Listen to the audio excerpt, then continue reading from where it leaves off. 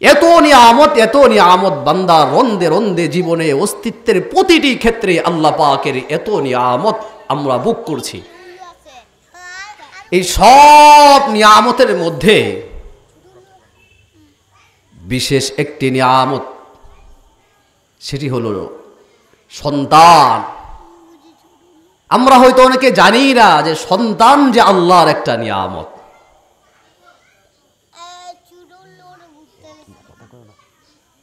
এই সন্তান আল্লাহ পাকের অনেক বড় একটি নিয়ামত। অন্য অন্য নিয়ামত থেকে এই নিয়ামতটা অনেক দামি এক নিয়ামত, কিন্তু আমরা অনেকেই অনুধাবন করতে পারি না, বুঝতেও পারি না যে সন্তান যে আল্লাহর পক্ষ থেকে বান্দার উপর একটি নিয়ামত। এজন্য আল্লাহ পাক রব্বুল আলামিন সূরা নাহালের ৭২ নং আয়াতে আল্লাহ বলেন, আল্লাহু জাআলা লাকুম মিন আনফুসিকুম আজওয়াজা ওয়া জাআলা লাকুম মিন আনফুসিকুম আজওয়াজা। আল্লাহ বলেন, আল্লাহু জাআলা লাকুম মিন আনফুসিকুম আজওয়াজা ওয়া জাআলা লাকুম মিন আজওয়াজিকুম বানিনা ওয়া হাফাদাতাও ওয়া রাযাকাকুম মিনাত তাইয়্যিবাত। আল্লাহ পাক রব্বুল আলামিন বান্দাকে ডাক দিয়ে বলেন, বান্দা, দুনিয়ার মধ্যে আমি আল্লাহ অনেক নিয়ামত দিয়েছি। কয় নিয়ামতের পরিমাণ তোমরা লেখেও শেষ করতে পারবে না, কিন্তু আমি আল্লাহ পাক তোমাদের মধ্যে বিশেষ একটা নিয়ামতের কথা বলি। আল্লাহ বলেন, আল্লাহু জাআলা লাকুম মিন আনফুসিকুম আজওয়াজা। আমি আল্লাহ তোমাদের মধ্য থেকে বিশেষ একটা শ্রেণীকে, বিশেষ একটা দলকে আমি তোমাদেরকে স্ত্রী হিসাবে বানিয়ে দিয়েছি তোমাদের জন্য। স্ত্রী হিসাবে বানানোর উপরে আমি আল্লাহ পাক রব্বুল আলামিন ওই স্ত্রী থেকে আমার কুদরতি ভাবে ফয়সালা হয়। কই তোমাদের স্ত্রী থেকে আমি আল্লাহ আবার সন্তানের ব্যবস্থা করি। আমি আল্লাহ পাক রব্বুল আলামিন তোমাদের স্ত্রী থেকে আমি সন্তান দান করি। ওয়া হাফাদাতা, আল্লাহ পাক রব্বুল আলামিন বলেন, আমি তো সন্তান দেই, আবার পুত্রাদিও দেই, তাদের থেকে আরো সন্তান দান করি। আল্লাহ বলেন, ওয়া রাযাকাকুম মিনাত তাইয়্যিবাত। আল্লাহ বলেন, আমি তোমাদের মধ্য থেকে যেমনি ভাবে স্ত্রী বানিয়েছি, স্ত্রী থেকে আবার সন্তান বানিয়েছি।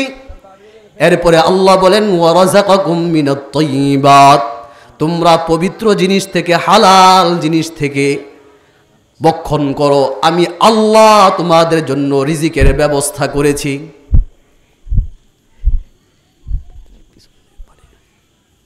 এই সন্তান এত দামি, এত দামি, এত দামি সন্তান পৃথিবীর ওই ব্যক্তি বুঝতে পারে, ওই দম্পতি বুঝতে পারে, ওই মা বুঝতে পারে যেই মায়ের সন্তান দুনিয়ার বুক থেকে বিদায় নিয়ে গিয়েছে, যেই মাকে আল্লাহ মা হিসাবে পৃথিবীর মধ্যে স্ত্রী হিসাবে বানিয়েছেন, কিন্তু সন্তান তাকে দেন নাই, নিঃসন্তান বানিয়েছেন। বহু চেষ্টার পরে, হাজার হাজার কৌশল অবলম্বন করার পরেও আল্লাহ পাক সন্তান দেন না। ওই মা বুঝে, ওই মা জাতি বুঝে সন্তানের কি কদর। ওই বাবা বুঝে, যেই বাবা হাজার চেষ্টার পরেও সন্তান লাভ করতে পারে না, ওই বাবা বুঝে সন্তানের কি কদর। এই জন্যই আল্লাহ পাক রব্বুল আলামিন বলেন, সন্তান পৃথিবীর মধ্যে বড় একটা নিয়ামত, বড় একটা আমানত। যেমন নাকি নিয়ামত, তেমন ভাবে সন্তান আল্লাহ পাক বান্দাকে দিয়েছেন আমানত হিসাবে। আল্লাহ পাক রব্বুল আলামিন অন্য আয়াতের মধ্যে আল্লাহ বলেন, ইয়াখলুকু মা ইয়াশা,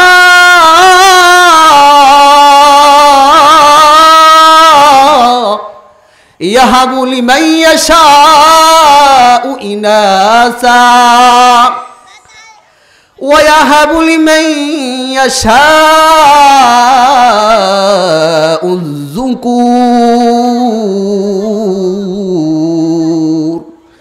আও ইউযাওয়িজুহুম যুকরানা ওয়া ইনাসা ওয়া ইয়াজআলু মান ইয়াশাউ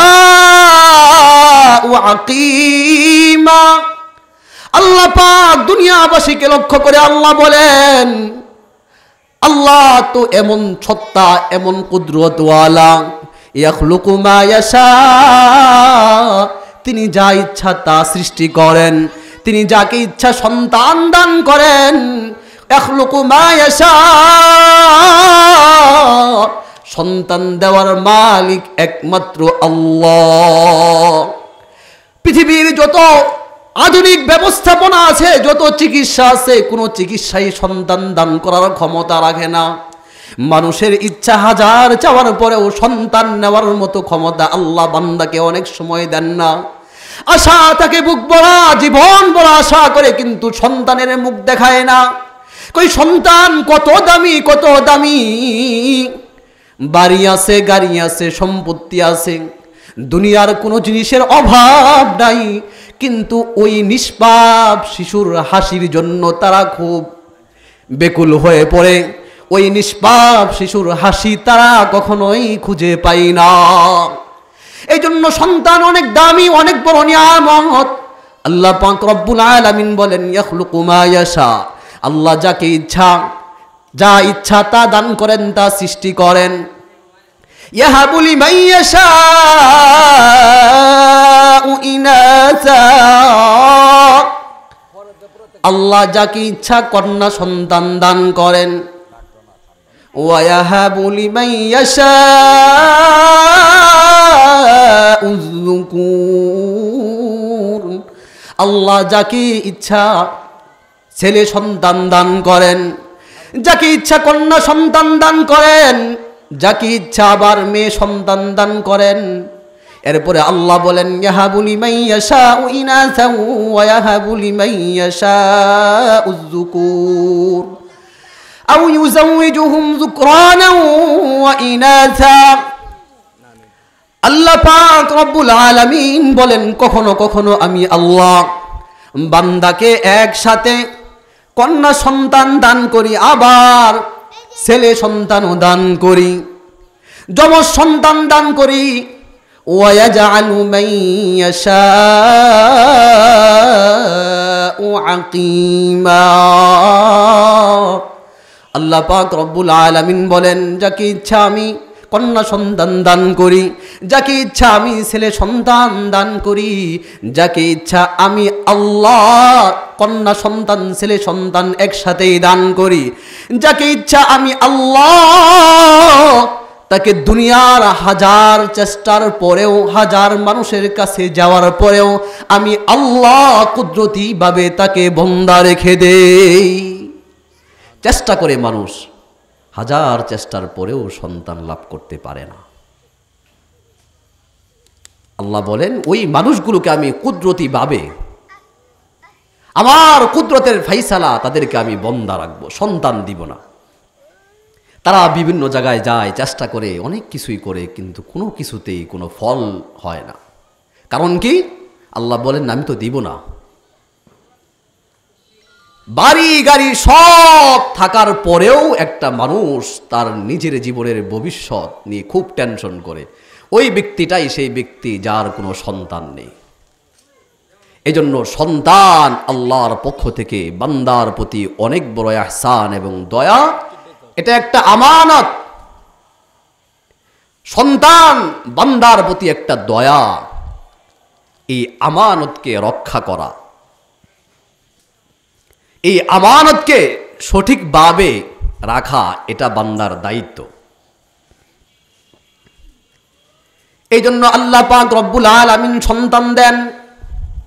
সন্তান দেওয়ার পরে আল্লাহ পাক বান্দাকে লক্ষ্য করে আবার জানিয়ে দেন, বান্দা শুনে রাখো, সন্তান তো আমি দিলাম, সন্তান তুমি না চাইতেই আমি দান করলাম। শুনে রাখো, এই সন্তান দুনিয়ার জগতে তোমার জন্য পরীক্ষার কারণ হবে। আল্লাহ পাক রব্বুল আলামিন সন্তানের মাধ্যমে দুনিয়ার মানুষগুলোকে দুইভাবে পরীক্ষা করেন। দুই সিস্টেমে আল্লাহ পাক রব্বুল আলামিন সন্তানের মাধ্যমে তার পিতা মাতাকে পরীক্ষা করেন। এক নাম্বার হচ্ছে সন্তান দেওয়ার পরে আল্লাহ পাক রব্বুল আলামিন দেখেন যে এই সন্তানের কারণে পিতা মাতা, এই সন্তানের কারণে তার দাদা দাদি, এই সন্তানের কারণে তার নানা নানি, এই সন্তানের কারণে তার বংশের লোকগুলো কি আল্লাহর বিধানকে লঙ্ঘন করে কিনা। আল্লাহ দেখতে চান সন্তান দান করলাম আমি আল্লাহ, এই সন্তান পাওয়ার পরে তারা কি আল্লাহর বিধান থেকে বিমুখ হয়ে যায় কিনা, তারা আল্লাহর হুকুমগুলো অমান্য করে কিনা, এটা একটা পরীক্ষা। দুই নম্বরের পরীক্ষা হচ্ছে আল্লাহ পাক রব্বুল আলামিন সন্তানের মাধ্যমে তাম পৃথিবীর মানুষ যাদেরকে সন্তান দান করেছেন, ওই দুই সিস্টেমের দ্বিতীয় তরিকা হচ্ছে আল্লাহ পাক রব্বুল আলামিন সন্তানকে বান্দার কাছে আমানত হিসাবে দিয়েছেন। এই আমানতের যথার্থ দায়িত্ব আদায় করে কিনা, হেফাজত করে কিনা, এটা আল্লাহ পাক দেখতে চান। আল্লাহ পাক দেখতে চান যে বান্দাকে আমি সন্তান দিলাম, সন্তান এত বড় একটা আমানত, এই আমানত দেওয়ার পরে বান্দা কি পরিমাণ তার হেফাজত করলো, কতটুকু তার আমানতদারিতা রক্ষা করলো। এজন্য সন্তান হওয়া এটা আল্লাহর অনেক বড় দান, কিন্তু সন্তান হওয়ার সাথে সাথে আল্লাহ ঘোষণা দিয়ে দেয় ওয়ালামু আন্নামা আমওয়ালুকুম ওয়া আওলাদুকুম ফিতনা واعلموا أنما أموالكم وأولادكم فتنة وأن الله عنده أجر عظيم আল্লাহ পাক রব্বুল আলামিন तमाम পৃথিবীর মানুষদেরকে জানিয়ে দেয় সন্তান দেওয়ার দায়িত্ব আমি আল্লাহ। সন্তান আমি দিলাম, তুমি না চাইতে পেয়ে গেলে, কিন্তু সন্তান আসার পরে এই সন্তান যখন তোমার হয়ে গেল, শুনে রাখো এই সন্তান কিন্তু তোমার জন্য পরীক্ষার কারণ। এই সন্তানের মাধ্যমে আমি আল্লাহ তোমার পার্থিব জীবনের পরীক্ষা নিব, সন্তান দিব আমি আল্লাহ। দেখব তুমি এই সন্তানের কারণে আল্লাহর বিধান মানো কিনা, আল্লাহর বিধান থেকে তুমি সরে যাও কিনা। এই জন্য আল্লাহ বলেন ওয়ালামু, তোমরা জেনে রাখো আন্নামা আমওয়ালুকুম ওয়া আওলাদুকুম ফিতনা, আমি আল্লাহ তোমাদেরকে যেই ধন সম্পত্তি দিয়েছি, যেই মাল দিয়েছি, এই সবগুলো তোমাদের সন্তানগুলো তোমাদের জন্য পরীক্ষার কারণ। এই জন্য তোমরা তোমাদের সন্তান, তোমাদের মালগুলো যদি তোমরা সঠিক কাজে লাগাও, সঠিক পথে রাখো, আল্লাহ বলেন তোমরা যদি এই পরীক্ষায় বিজয়ী হও, আমি আল্লাহ ঘোষণা দিয়ে দেই ওয়া আন্নাল্লাহা ইনদাহু আজরুন আযীম, আমি আল্লাহর কাছে এই পরীক্ষায় জয়ী হওয়ার কারণে বিশাল পুরস্কারের ব্যবস্থা রয়েছে। এজন্য সন্তান আল্লাহ পাকের অনেক বড় দান, নিয়ামত, পাশাপাশি এটা একটা আমানত। এই আমানত রক্ষা করা প্রত্যেকটা পিতামাতার কর্তব্য, প্রত্যেকটা পিতামাতার দায়িত্ব এই আমানতকে যথাযথভাবে হেফাজত করা। এখন আমরা পিতামাতা হিসাবে এটা মনে করি যে সন্তান হয়েছে তো দায়িত্ব শেষ। এই সন্তান যে আমার জন্য জান্নাতে যাওয়ার কারণ হতে পারে, আবার এই সন্তান আমার জাহান্নামে যাওয়ার কারণ হতে পারে। এই সন্তান আমি পৃথিবীর বুকে গুমরা হওয়ার কারণ হতে পারে। এই সন্তান আমার হেদায়েতের জরিয়া হতে পারে। এই জন্য পিতা মাতার দায়িত্ব হয়ে দাঁড়ায় সন্তানকে সর্বপ্রথম সন্তানকে শিক্ষা দিতে হবে, দ্বীনি শিক্ষা দিতে হবে। হযরত লুকমান হাকিম তার ছেলেকে নসিহত করে ওসিয়ত করে, বাবা তোমাকে আমি নসিহত করতেছি, ওয়াজ করতেছি। কয় বাবা কি ওয়াজ করবেন? লুকমান হাকিম বলে লা তুশরিক বিল্লাহ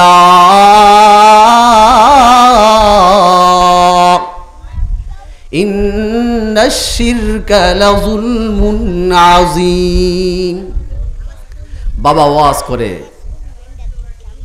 সন্তান হে প্রিয় বৎস, লা তুশরিক বিল্লাহ, আল্লাহর সাথে কাউকে শরীক করো না।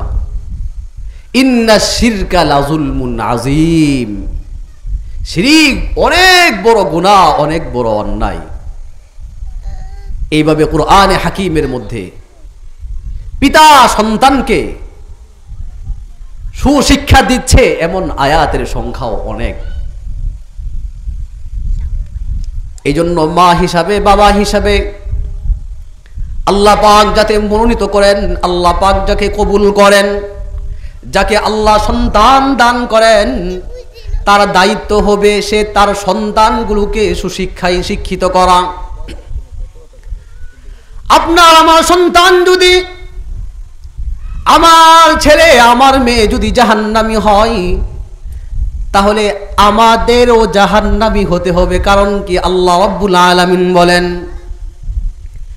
দুনিয়ার মানুষের মধ্যে যখন কিয়ামতের ময়দানে বিচার হয়ে যাবে, বিচার হওয়ার পরে জাহান্নামীরা বলবে, আল্লাহ দুনিয়ায় যাওয়ার জন্য আপনার কাছে আবদার করি নাই, দুনিয়াতে আপনি পাঠিয়েছিলেন, মা বাবার ঘরে পাঠিয়েছিলেন, কিন্তু আমরা জাহান্নামের পথ জান্নাতের পথ জানতাম না, আমরা চিনতাম না জাহান্নামের পথ, আমরা জানতাম না জান্নাতের পথ। কিন্তু আমাদের পিতা মাতা আমাদেরকে শিক্ষা দেন নাই, আমাদের মা আমাদেরকে শিক্ষা দেন নাই, আমাদের বাবা আমাদেরকে জান্নাতের পথ শিক্ষা দেন নাই, জাহান্নাম থেকে বাঁচানোর কথা বলে নাই।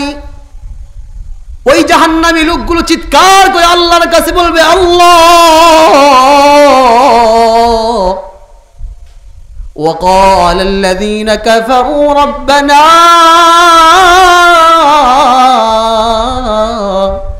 أرنا الذين أضلانا من الجن والإنس نجعلهما تحت أقدامنا ليكونا من الأسفلين।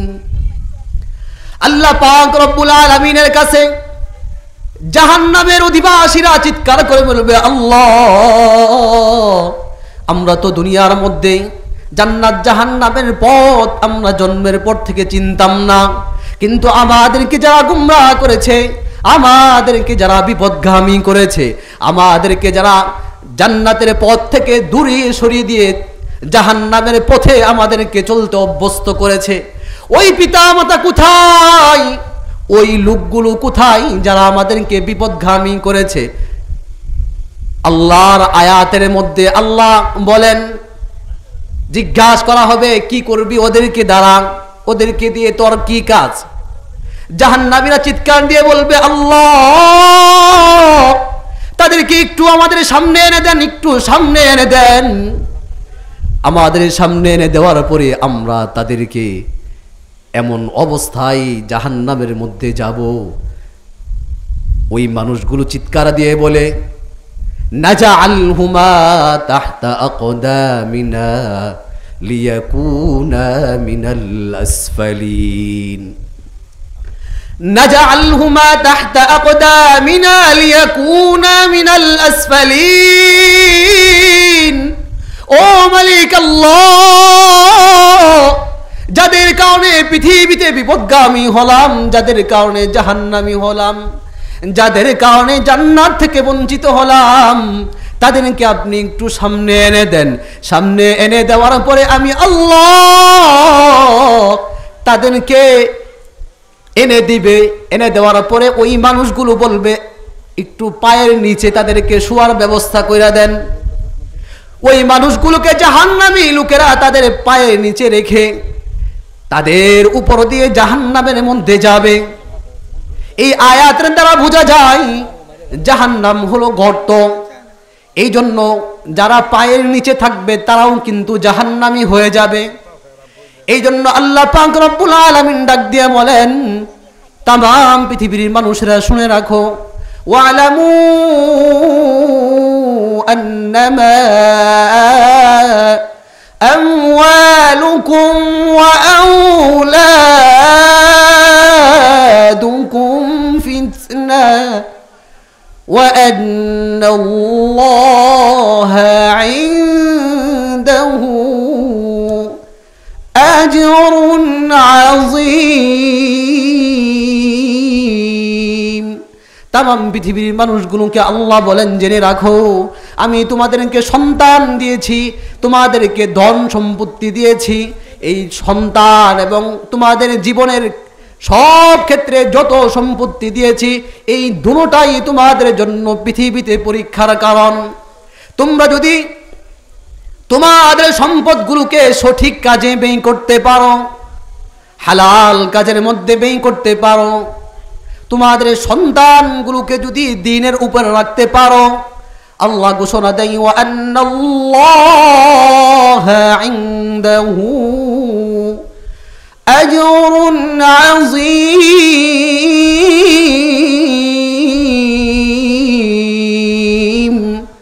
আমি আল্লাহ পাকের কাছে ওই লোকগুলোর জন্য যারা নাকি তাদের সন্তানগুলোকে, যারা নাকি তাদের সম্পদগুলোকে সঠিকভাবে লালন পালন করেছে, সঠিকভাবে ব্যয় করেছে, আমি আল্লাহর কাছে তাদের জন্য মহান পুরস্কারের ব্যবস্থা। এই জন্য মুহতারাম হাজিরিন, দুনিয়ার যত সম্পদ আছে সব সম্পদগুলোর মধ্যে সন্তান অনেক বড় অনেক বড় অনেক বড় একটা নিয়ামত, এবং এই সন্তান হলো আল্লাহর পক্ষ থেকে বান্দার কাছে আমানত। একদিকে যেমন নিয়ামত, অপরদিকে এটা আমানত। এই সন্তানকে সুশিক্ষায় শিক্ষিত করা, একেবারে ছোট থেকে ইসলাম শিক্ষা দেয়। জন্মগ্রহণ করা মাত্রই এই সন্তানগুলোকে শিক্ষা দেয়। কি শিক্ষা? ওই আল্লাহর কানের মধ্যে দিয়ে দেওয়া হয়, এজন্য আজান দেওয়া হয়। রসুলের শান এবং মান তার কানের মধ্যে দিয়ে দেওয়া হয়।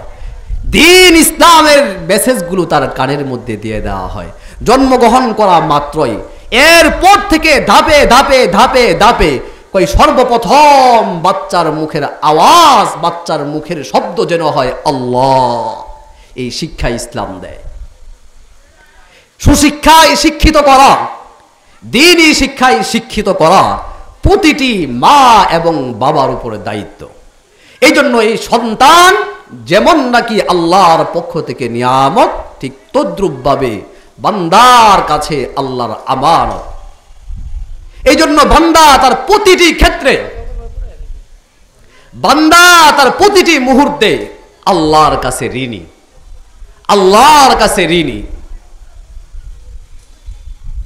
এই নিয়ামত পাওয়ার পরে যারা এই নিয়ামতকে কাজে লাগাবে তাদের জন্য পুরস্কারের ঘোষণা, আর যারা এই নিয়ামতকে অপব্যবহার করবে তাদের ব্যাপারে আল্লাহ বলেন ইন্না আযাবি লাশাদীদ। আমি আল্লাহ তোমাদেরকে ধন সম্পদ দান করলাম, আমি আল্লাহ তোমাদেরকে দুনিয়ায় চলার জন্য বাড়ি দিলাম, গাড়ি দিলাম, জমি দিলাম, সব দিলাম, কিন্তু তুমি যখন এটাকে অপব্যবহার করলে, আমি এই সন্তান দিলাম, সন্তানকে তুমি যখন অপব্যবহার করলে, আমানতের খিয়ানত করলে, ইন্না আযাবি লাশাদীদ, আমি আল্লাহ ঘোষণা দিচ্ছি আমার আযাব কিন্তু ভয়ঙ্কর আযাব। মুহতারাম হাজিরিন, সন্তান জন্মগ্রহণ করা মাত্রই সন্তানের দুইটা পথ সামনে চলে আসে। একটা পথ হয় জান্নাতের, আরেকটা পথ হয় জাহান্নামের। আল্লাহ পাক রব্বুল আলামিন ওই রূহের জগৎ থেকে যখন সন্তানগুলো মায়ের গর্ভে আসে, দুনিয়ার মধ্যে আসা মাত্রই আল্লাহ জানিয়ে দেয় শয়তানকে এই পরিমাণ ক্ষমতা দিয়ে দেওয়া হয়েছে।